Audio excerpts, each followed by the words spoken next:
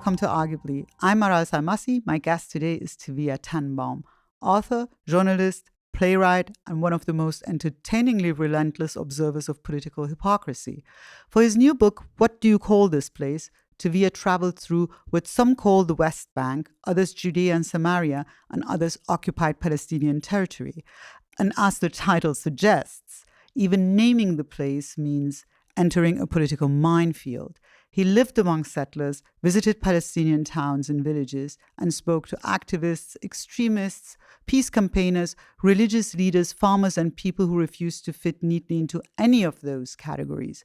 But before we begin, please subscribe to the channel, hit the notification bell, and give this video a thumbs up. It really helps us reach more people and continue bringing you conversations like this.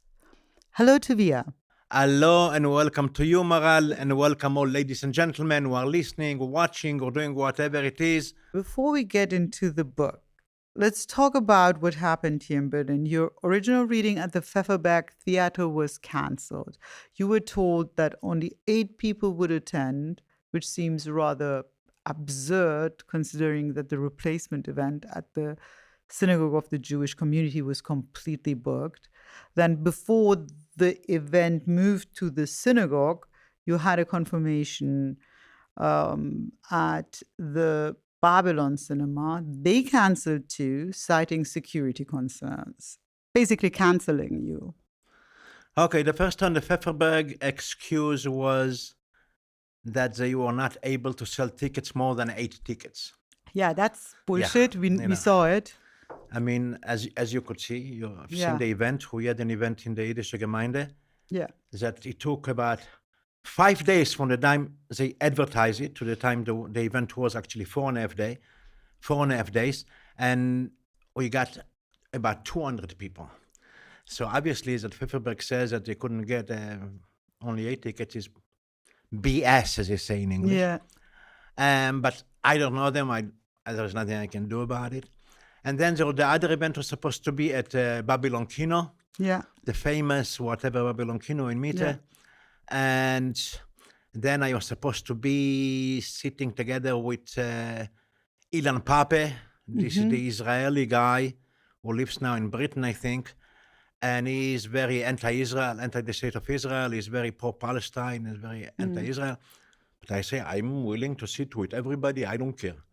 You know, the stage will tolerate all of us. Yes. You know, but then he did something. He produced a letter that he sent to Babylon, to Timothy, the boss of Babylon. And in that letter, signed by Gaza Committee Berlin, only God knows who they are because I have no clue who they are. And the Gaza Committee Berlin basically said that I'm not kosher and I should not be sitting next to the holy man, Ilan Pape. Then Timothy said, okay, if Ilan Pape doesn't sit with you, I cannot give you the stage to sit by yourself because I might lose my funding. That is insane. He said he might lose his funding if he lets a Jew by himself, a Jew who is not anti-Israel, you know, and that's basically what it is. Yes, absolutely. So if it's a Jew who is pro-Palestinian and anti-Israel, thinks that Israel is illegal, whatever, I mean, Timothy himself is Jewish, so, but this is what it is. So, and that's what it is. I think the meeting will be with the city, but the funding is probably next week or whatever it is. It's like one of these days. And probably now they'll give him money. The city of Berlin will give him money because he did not let a Jew. I think this is a lame, myself. but I think it's a lame excuse. They had Francesca Albanese. No, pro-Palestine is good. This is the same publicly funded venue that hosted Francesca Albanese, who sat on its stage and claimed that the IDF trains dogs to rape Palestinians. Pro-Palestine is good. Yeah, but if you are pro-Palestine is good. If you love Palestinian is good. If you're, Uda, you know, or Rudi Aloni or this kind of people who are strongly pro-Palestine, then you can put them in on the podium in yes, but Babylon it is. Kino. But it is outrageous. I mean, Francesca Albanese is not just pro-Palestine. Francesca Albanese is anti-Semitic, and she's spreading anti-Semitic. That's good. If you're anti-Semite, that's better. That's good. That's very good. You'll get the money. You'll get the funding. If you're Jewish and pro-Jewish, there's a problem there. Yeah. The city of Berlin is not going to give you the money. At least this is the fear, Yeah. So that's what it is. What does it say about Berlin's cultural institutions when Albanese is given a stage while a Jewish Israeli author is treated so disgracefully? I mean, it's sad. Of course, it's sad. I don't think it's especially given the history of Germany. Yeah. This is very sad. Yes. It's very, very sad. But look, that's what it is. And I'm not like an extremist Jew. I am not like I talk to everybody. Yeah. Ilan Pape, I don't care.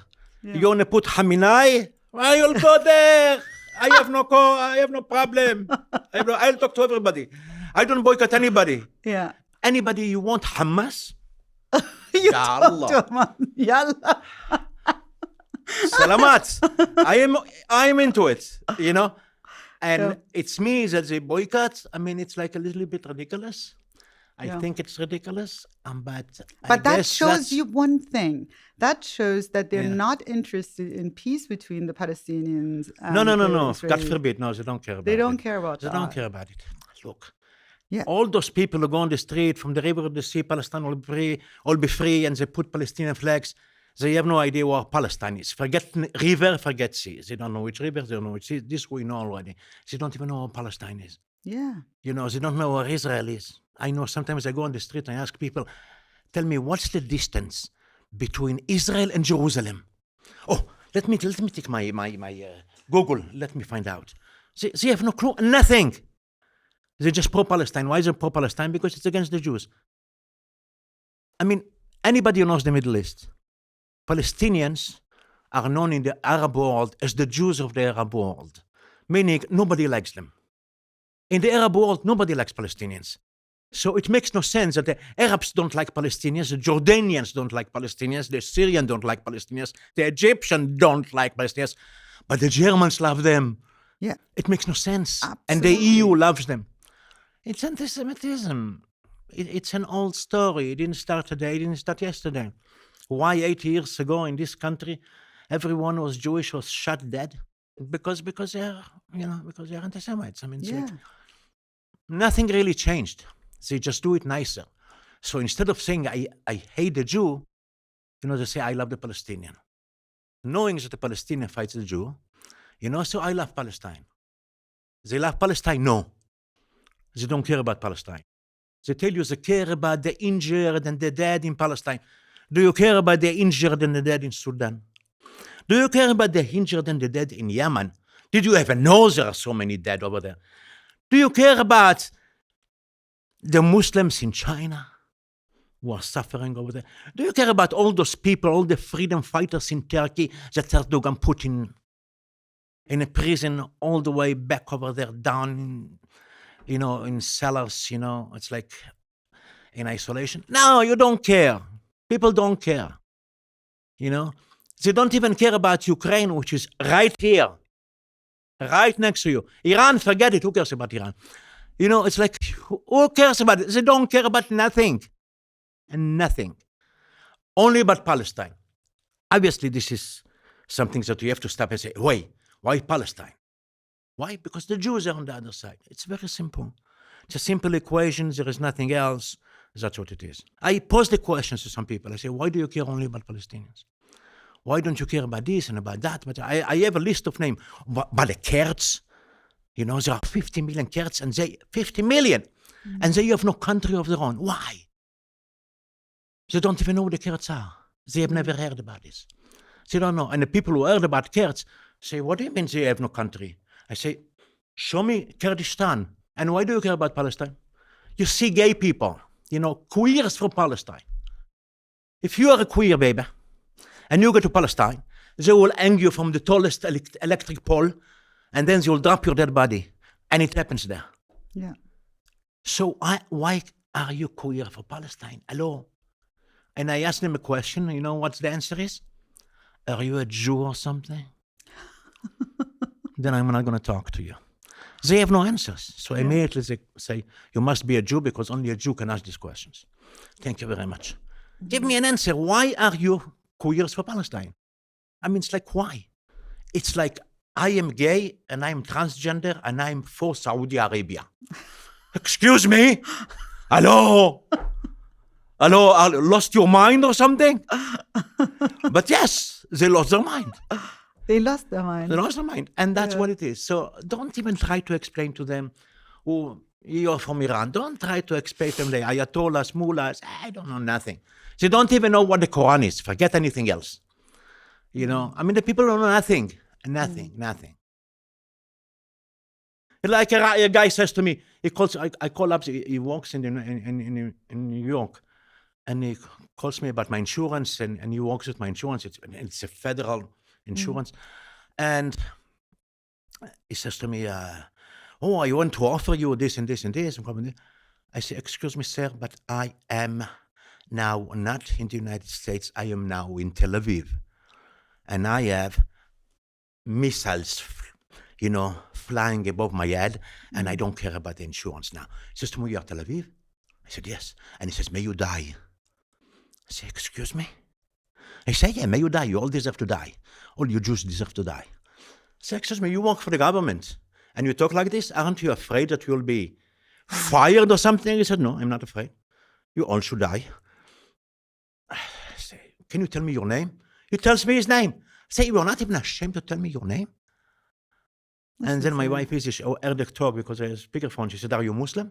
No, first of all, I said to him, "Are you a Nazi or something?" He said, "Proud Nazi." And my wife asked him, she asked him, "Are you a Muslim?" He said, "Yes, a proud Muslim." I said to him, "Wallah, ahwi, if you're a Muslim, you're right to get man. I'm a Muslim also." No, from a Muslim to a Muslim. I want to ask you, if Prophet Muhammad, sallallahu alayhi wa sallam, heard you, we would be exploding. How can you talk like this?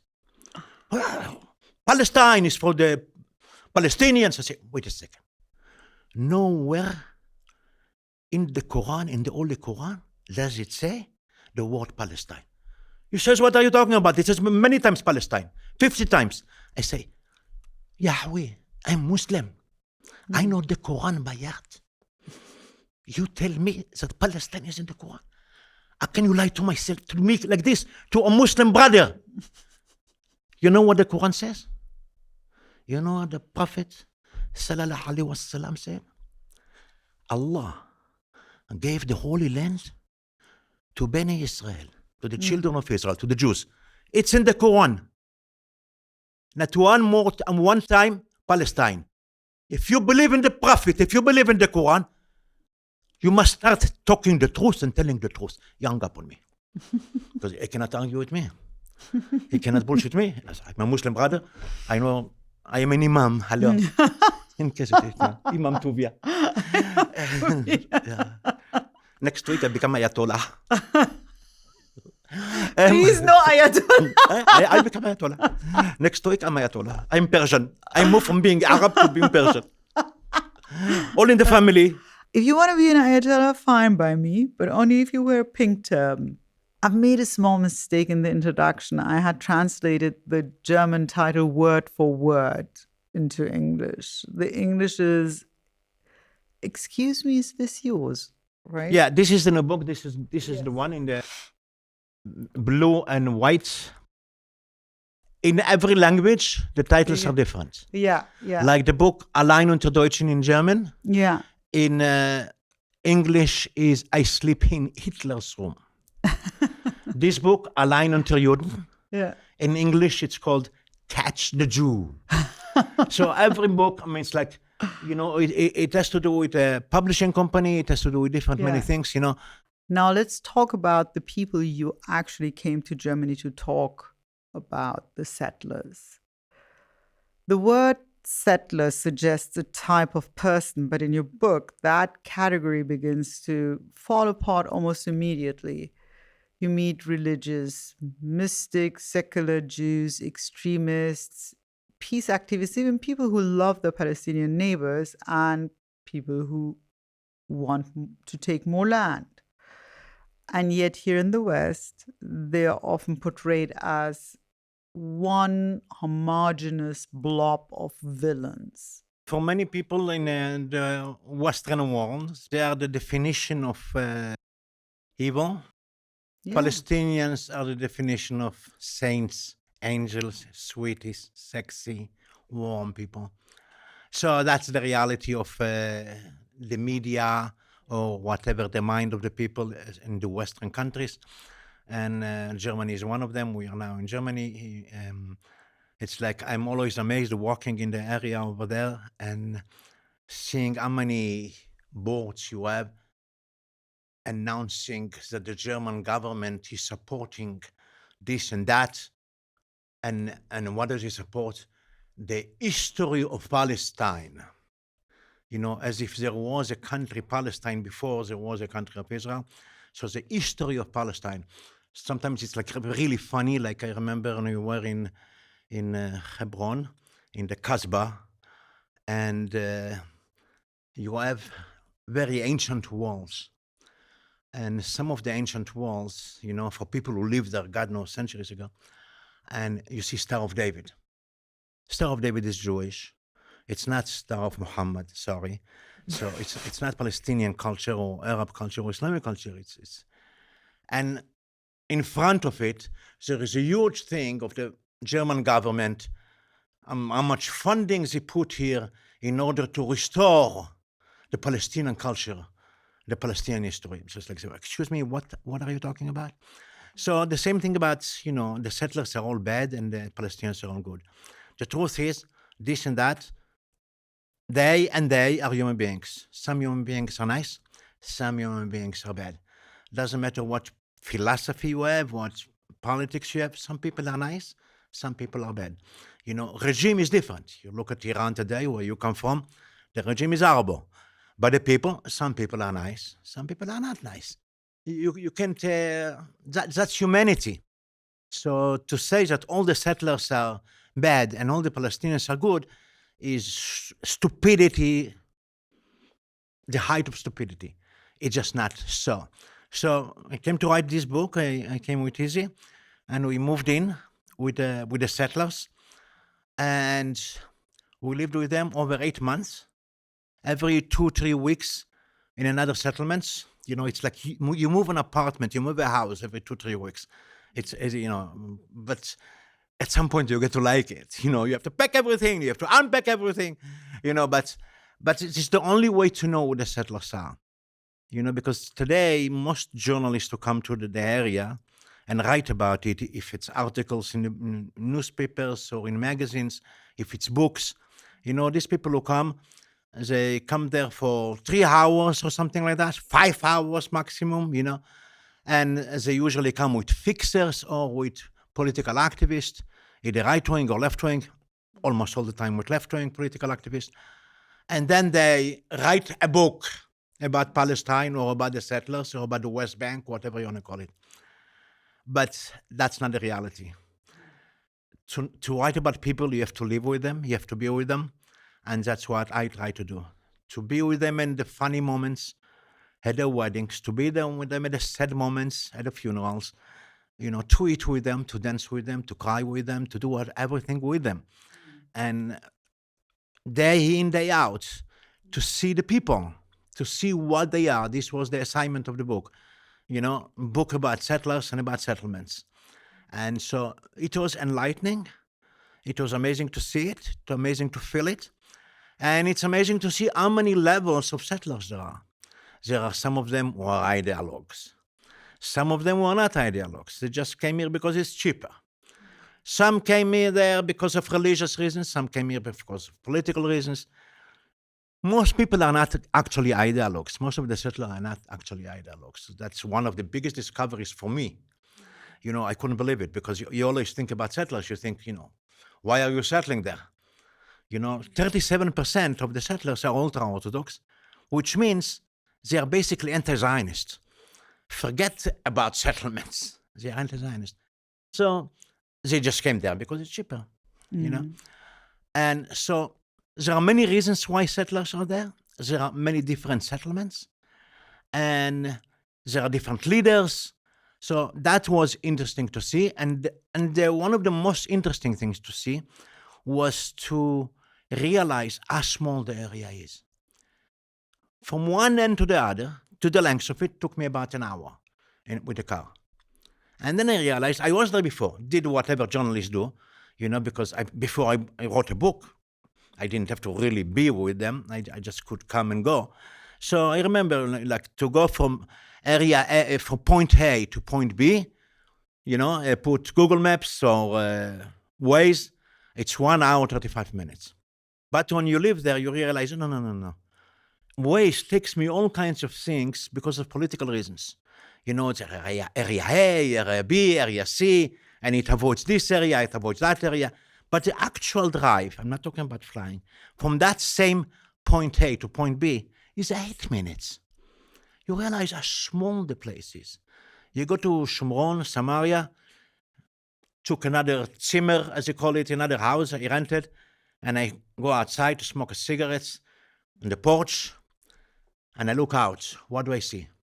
I see Tel Aviv, right next to me. Is that close? Yes, it's that close. So it's amazing to see all these things and to realize how small the place is.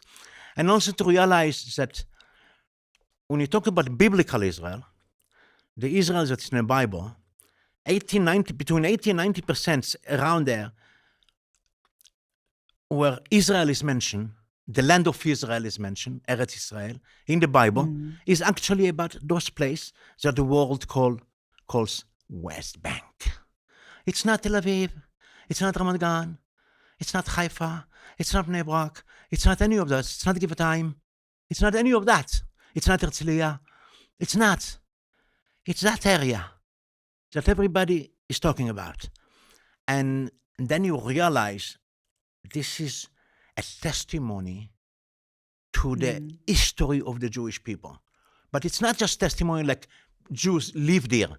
It's like the American natives, who lived in New York or wherever it is. It's not just the grand. It's actually where the religion was based, where the religion was born, where the nation, the Jewish nation, was born and created. It's not just, my grandpapa lived there. So, okay, big deal. He lived there. What's the big deal? But that's where the religion, the Jewishness, is basically attached to the place, to this hill, to that hill. It was Abraham, it was Moses, it was this, it was that. Everything is there. And it's like the Bible says, you don't have to believe in the Bible, but the Bible is also is a history, at least, of the spiritual existence of Jews. Forget anything else. And the Bible says, here, in this place, you have become a nation today. And where is it? Right there. You begin the book with the Samaritans, which I found fascinating because their very existence complicates almost every modern narrative about this land. Anybody knows the New Testament remembers the story of the Good Samaritan. If you don't remember and you'd like to know, look at your Bible. But there is, many Christians know the Good Samaritans. And who are the Samaritans? Well, they live there, right next to Nablus. And they are there, according to them, for over 3,600 years. And the history books actually confirms it, that they have been there forever and ever. And it's amazing. You see a tribe of people who lived there long before there was United Nations, long before there was all this European marching on the streets, long before it was Europe, long before, it's like thousands of years history. And you realize that place is an amazing place. It's a place where religions were funded, cultures were funded, and the Samaritans are another part of the Jewish people. They are also the children of Israel. And the Arabs are another part of the same family. They claim that their forefather, is Abraham, or the way they call it Ibrahim. That's also what the Jews say. This was the first Jew in history. So it's like, and you see it all there. You see the mixture there, and you say to yourself, wow, this is an amazing place. Imagine you read an ancient book, and you go to the places, and the places still exist. And wherever the book says to you, this is here. this is that. And then you see the archaeological places. I had to study archaeology. Took me so much to study just while I am there, while I was there, to understand the place. Here, the Herodion, King Herod, 2,000 years ago, he built himself like a huge thing. He called it unto himself, Herodion. And you go there, and you want to know what is this about. And then what I found is Josephus Flavius, written 2,000 years ago, and he describes what is in Herodion. And you take the book with you, and you go to Herodion, and you see exactly the way he described it. Its history is alive in front of your face, and it's amazing to see it. But it's so ignored. Yeah, because first of all, the people who write about it know nothing about it. They don't do their homeschool, Yeah. They don't do anything of that. They don't speak the languages. They don't speak Hebrew. They don't speak Arabic. And if somebody speaks Arabic, it doesn't speak Hebrew. Somebody who speaks Hebrew doesn't speak Arabic. And most of them will come from Germany or from France or from wherever it is, Catalonia. They don't speak any of the language there. So they rely on political activists to tell them what people say. Excuse me, this is a political activist. Why do you listen to him? Why do you listen to people like that? And if you don't know the language and you can find, and you don't want to learn the languages, make your reporting from the Vatican. It's much easier. You understand the language, hopefully. Or from Washington, D.C., or from wherever you want, or from Berlin. If you don't speak the language, how can you write? I will never write a book about China. This is the 7th book. And it's the 5th Spiegel bestseller. Alhamdulillah Rabbil Alameen. The 5th Spiegel bestseller. So, but I will never, pay me, I will never write a book about China. Not because I don't want. I don't understand the language. Yeah. I will need a political activist to tell me. I don't want to trust a political activist. That's why he's political activist. He or she are political activists, because they have one message and that's it. I'm not going to get the truth. If I cannot understand the people straightforward, I'm not going to write a book about that. I would love to write a book about Poland. I don't know Polish, for God's sake. I'm not going to be able to write a book about Poland. So that's what I believe. It's very, very, very important. You have to know. You have to understand the languages. You have to understand what people say to you in order to write a book about them. And almost all of those who write articles or books about what happens in that area of the world have no clue about the languages. Zero. And that's what's interesting. We thought that when the world is freer, so to speak, when we have social media, when we have freedom of speech, and everybody can take a picture, go and take a picture, and everybody can do this, and the information will be amazing, available to everybody, and all of us will understand everything. But the truth is no. It's very easy to change pictures in Photoshop. It's very easy to change images in Premiere. And it's very easy to bullshit your way to the New York Times or the Zeit. It's very, very easy. You just rewrite history. You rewrite the facts. I remember I saw a German journalist the other day. He was sitting on the beaches of Jaffa, next to a beautiful restaurant, a fish restaurant, very expensive fish restaurants. He's a top journalist, so he gets the budget to eat in those restaurants. And he opens the computer and he writes down. He writes, Gaza, October 15. I say, wait a second. Abuya, this is not Gaza here. This is Jaffa. And he goes, Tuvia, can you stop it, please? But the readers think, Gaza. The man was in Gaza. The man was not in Gaza. He's not writing from Gaza. He's writing from Jaffa, next to amazing restaurant. These people come to Israel, or to Palestine, whatever you want to call it. They have already decided what they are going to write. Facts don't bother them. Absolutely. They make the facts. Facts don't bother them. And that's what's very interesting. Facts really doesn't bother them. No fact that bothers them. They already have a story and simply look for pieces to fit it. So put a picture here, a picture there. They just need a picture. Then they can manipulate the picture, whatever it is. They can cut it in half so it looks nice. That's what it is. But you know already what they write. Look, when you open the New York Times, you know already what you'll read there. When you open the Zeit, you know already what you'll read there.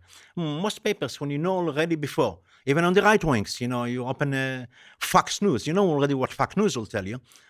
Not because the writers there telling more truth or less truth, is because that was the idea they came up with. That they came to the land with their ideas or their conclusions. And that's what happens. Many journalists today believe that their job is to preach, to tell people the right way to think, the right way to talk, the right way to feel, the right way to vote. I say, no, this is not my job. I'm a journalist. I'm a writer. I'm not an imam. I'm not a priest. I'm not a rabbi. And even though I would really love, I'm not Ayatollah. I would love to be an Ayatollah. No. Allah, it's like, give me a break. I mean, this custom of the Ayatollahs, did you see that? It's like amazingly beautiful. I mean, and you can see it there like Khamenei, it's like say all the bullshit thing you want. If you want to be an Ayatollah, fine by me, but only if you wear a pink turban. Yeah, of course. That will be even better. Coerce for Iran. The association of coerce in Tehran. Wait. Yeah. You can ask anything you want, it's the same money. There is this comforting Western belief that if Israelis and Palestinians simply meet, they'll discover their common humanity and peace will follow.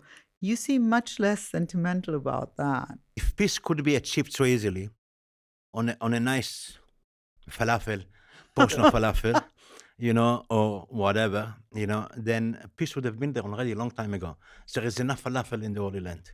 Enough falafel, enough hummus for everybody. If we could do peace like this, you don't need to come to Berlin to make the peace. That's really idiotic.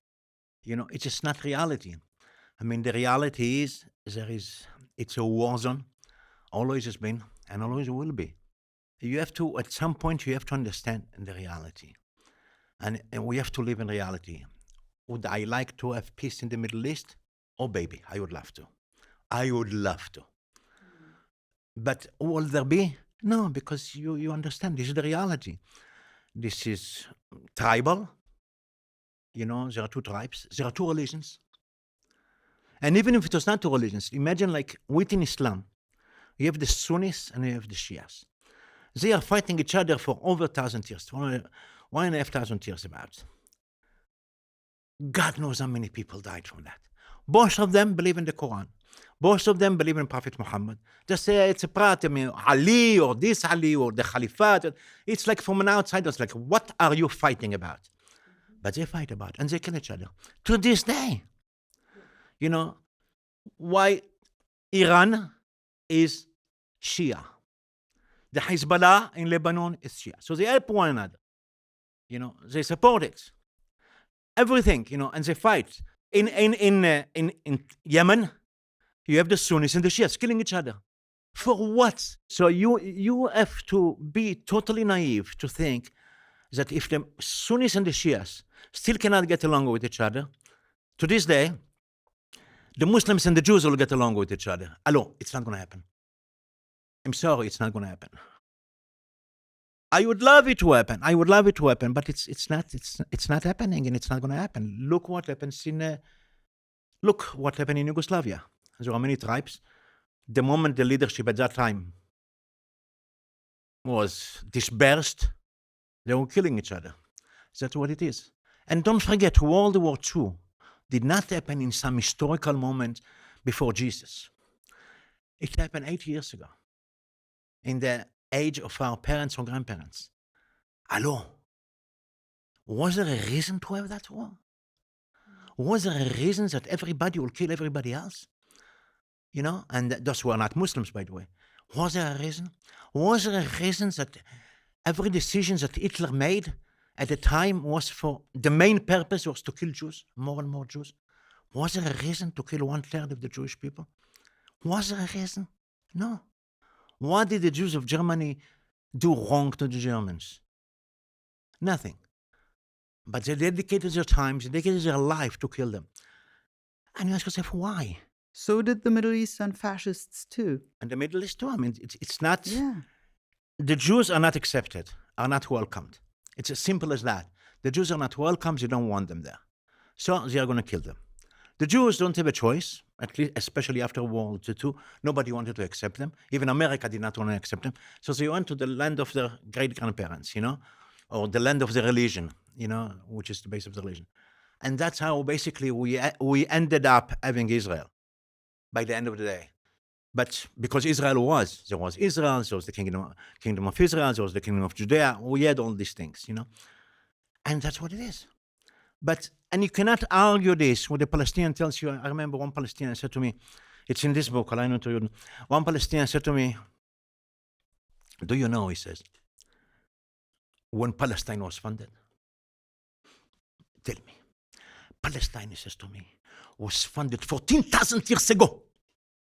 I look at him and I say, Wallah, I can't believe, what kind of infidel are you? You are such an infidel. Every child who just knows how to talk knows that Palestine was funded 30,000 years ago, not 14,000 years ago. He listens to me and he says, Wallah, you are right. Well, according to that logic, the dinosaurs are Palestinians too. And in Palestinian culture, Middle Eastern culture, if I say something, it becomes a reality. Yeah. If I sit here and I say, Maral, you see over there, the girl, you see her, what she's doing to the man. Wallah, did you see her clothes? Red. And you look, there is nobody there. And you look at there and you see, wow, yeah, very red. And we'll discuss about whatever happened there. Nothing happens. But we bullshit each other, and all of a sudden, everything happens. That's the reality. I say to people, when I was there with the Palestinians, they asked me, what's your name? Shua Esmak. What's your name? She asked me, Tobi min Almania. Tobi from Germany. I became known as Tobi min Almania. That was my name. And one time, I got to find, I met the guy, Jibril Rajoub, one of the leaders of the PLO, of Fatah, of Ashaf. And he was the top of top. He was like the spy of Palestine.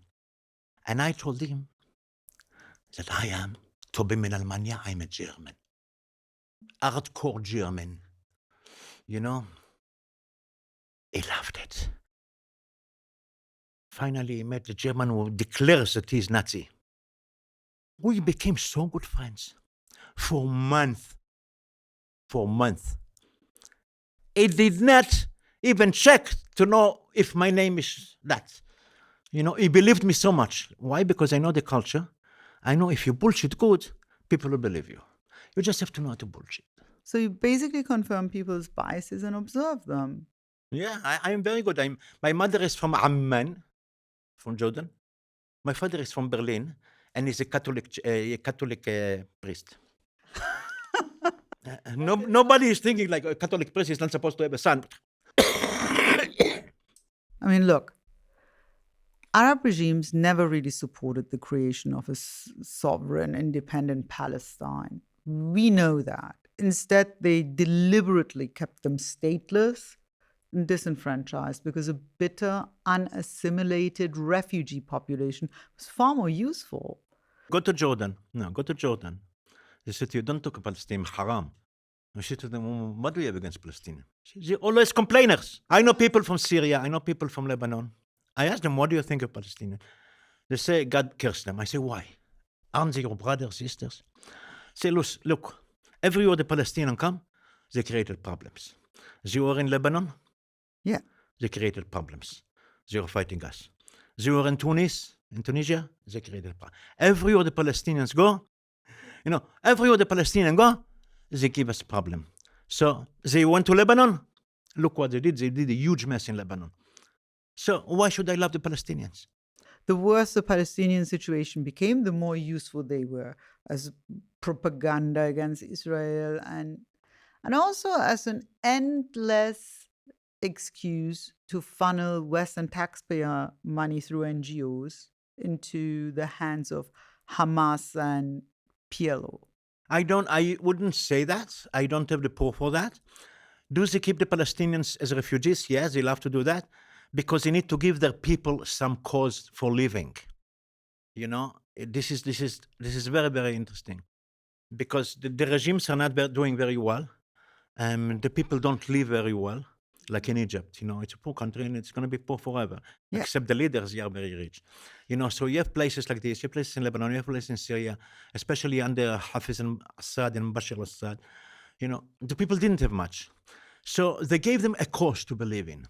And we are supporting the Palestinians. Palestine is a big cause, because the Al-Aqsa, Masjid Al-Aqsa is there, the Mosque of Al-Aqsa. So they give them a cause. So basically they said to people, you should be happy because you have a cause to deal with. So money you don't have, new cars you don't have, not even old cars. You have nothing. The food stinks in your house, but you have a cause. Palestine. Yeah. That's more within the culture. That's more within the culture. It's an excuse why I have money and you don't have money. But you have to love me because I gave you the cause. I give you Palestine. Like a Jordanian guy said to me in Amman the other day, he said to me, I have 15 children. 10 for the cause, Palestinian cause, 5 for me. Okay, he gives away already 10 of his children, khalas, go. It's a different mindset. Like I sit one time in an event and a guy sitting next to me said to me, I had a beautiful son. He died in the war. So I said to my wife, let's make another boy. One left, we replaced him. So normal mindset, it was like, what did you say? Are you out of your mind? But for them, it made a full logic. You have to understand, if you try to understand the Arab mentality, not only you have to understand the religion, which they believe in, Islam, you also have to understand the language. And the most thing you have to understand is the culture. You have to understand how the culture works, how people think. They don't think like the Western people. They don't. And what I found very interesting is the Palestinians understand the Israeli mentality. They learn. They are business people. They learn. And they have to know the Israeli mentality because they have to know how to sell goods to them. Yeah. The Israelis never learn the mentality of the Palestinians, of the Arabs.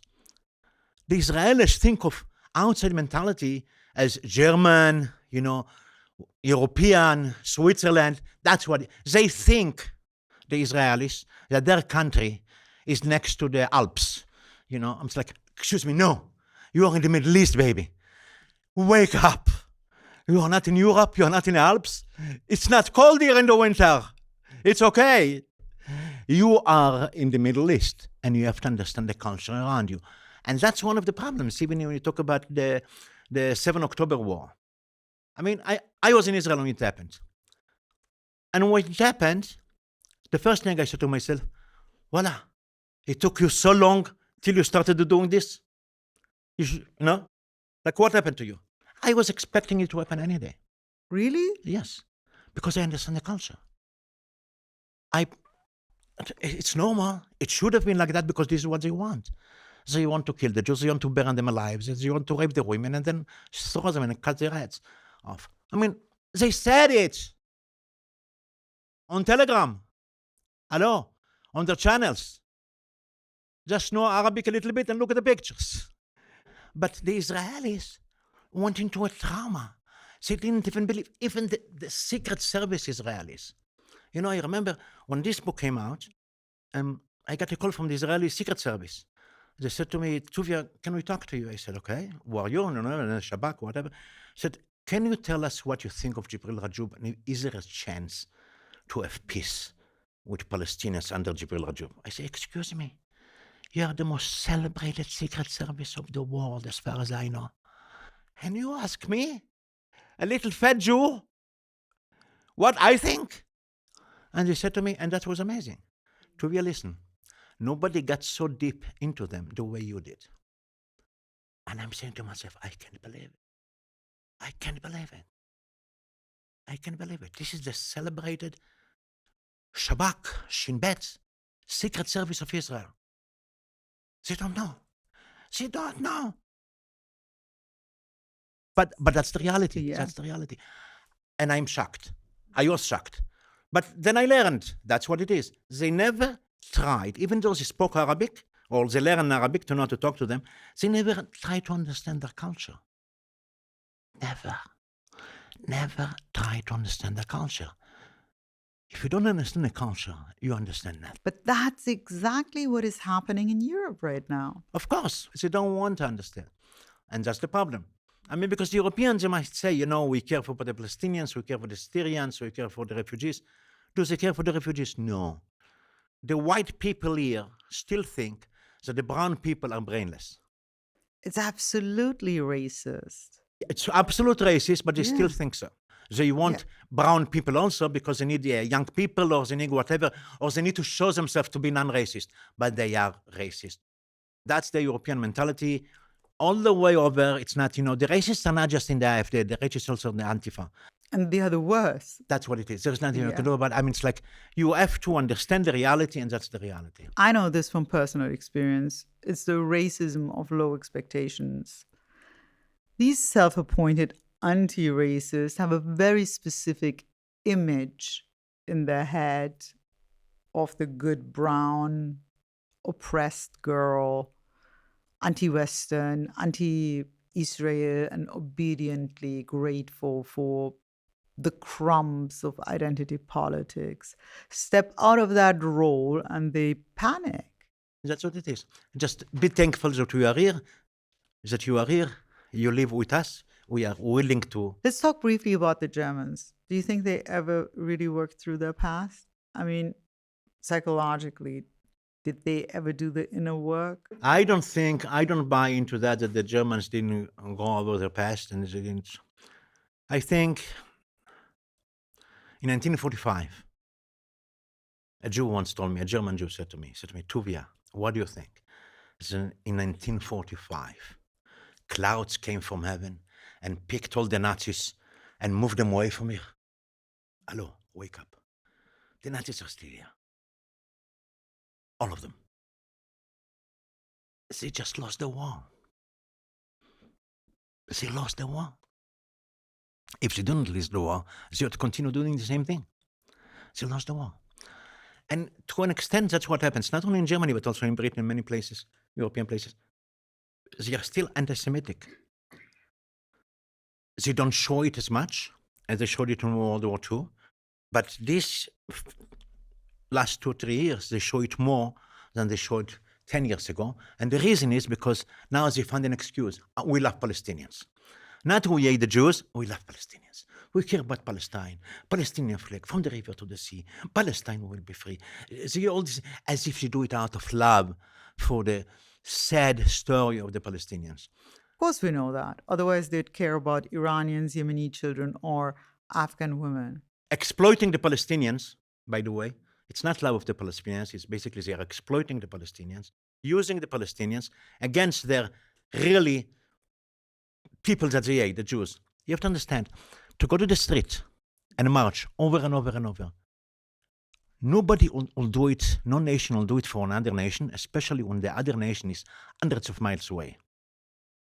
Love is never so strong as to take people to the street, to march on the street in the snow and in the hot weather, in the summer. No, it's hate. You need hate to get energy, to fill up your batteries, to make you walk on the street, to make you protest, to make you do all these things.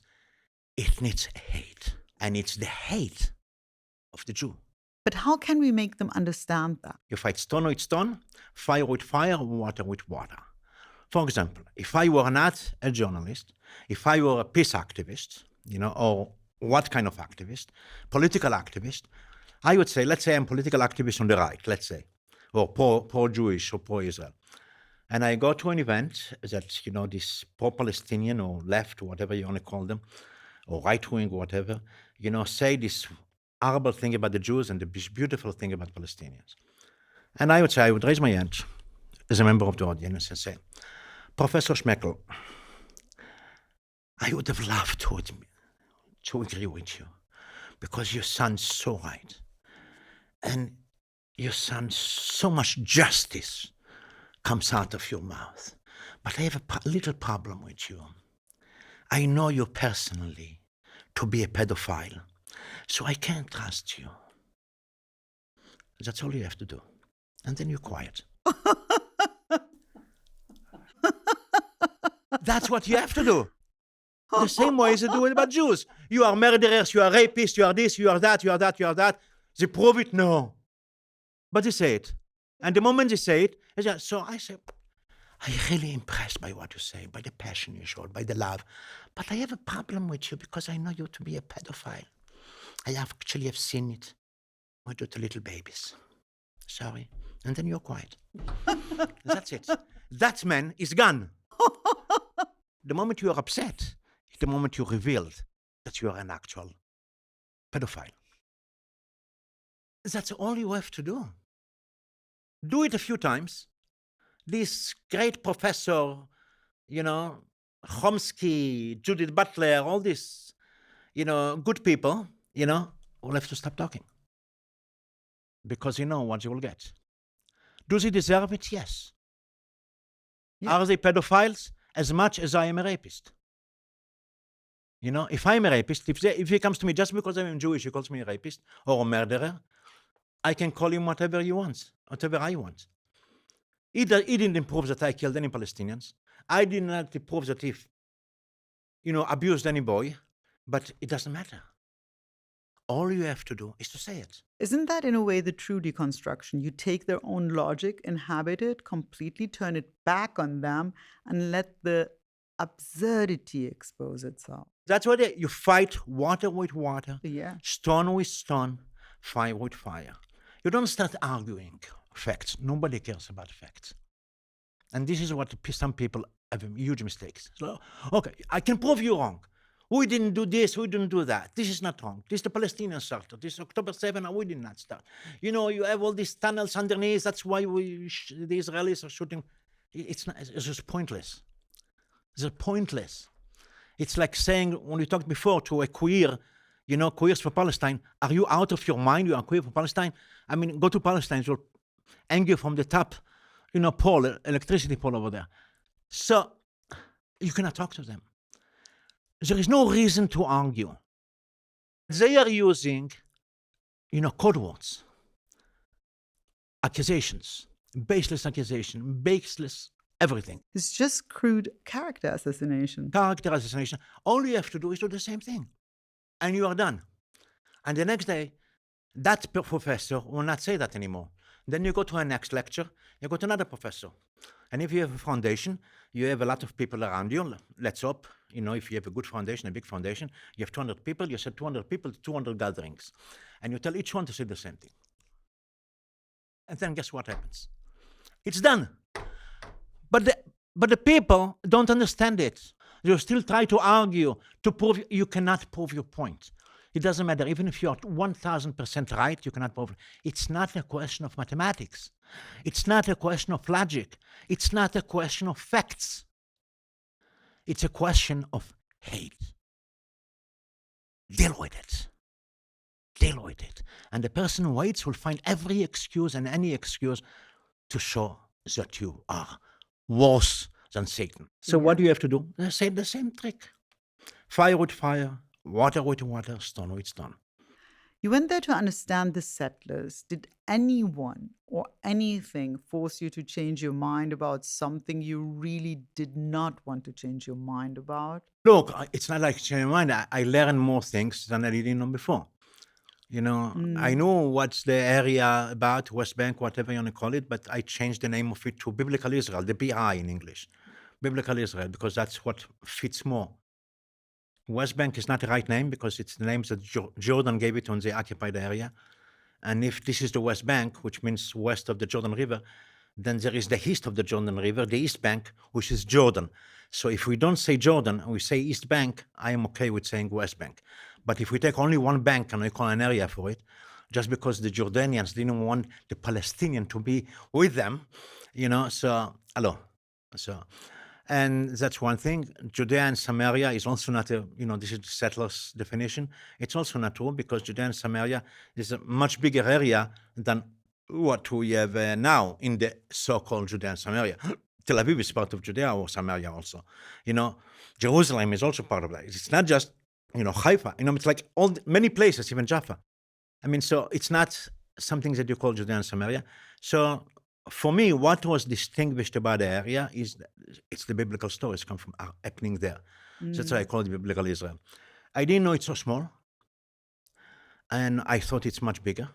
I always, because it took so many hours to go from one place to another, from point one to point B, it's like an hour and a half from point A to point C, 3 hours, But I never knew that it's not true. I'm just, going whatever is permitted legally or internationally or whatever it is, and that's not true. I mean, because it's much smaller. I realize that you cannot do a two-state solution, not because of political reasons. I'm not a right-winger, I'm not a left-winger, I'm not a centrist. It's too small to divide. It's just impossible to divide. It's like taking this cup, two sides are fighting about it. This says, the person who sits here said, this cup belongs to me, and the person who sits there said, and then you come to a solution, Solomon's wisdom, or United Nations wisdom, Security Council decides, let's divide the glass into two. So we divide the glass into two, nobody can drink anymore. I mean, it's like ridiculous because it's too small. So all these things I learned, all these things. And about myself, what I learned is that I am the sweetest man in the world. Oh, thank you so much for this incredibly insightful and entertaining conversation.